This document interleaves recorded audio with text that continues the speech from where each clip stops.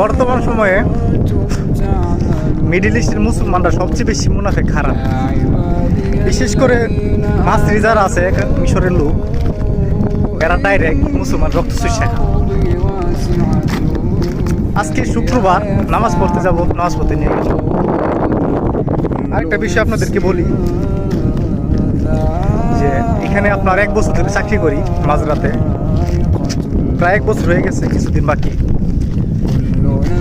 ঈদের সময় কাতারের সব জায়গাতেই 4-5 দিন করে ছুটি দেয়, কিন্তু এই মাসরি শালা শুক্রবারে ঈদ হয়েছে, শুক্রবারেও বিকাল টাইমে কাজ করাইছে।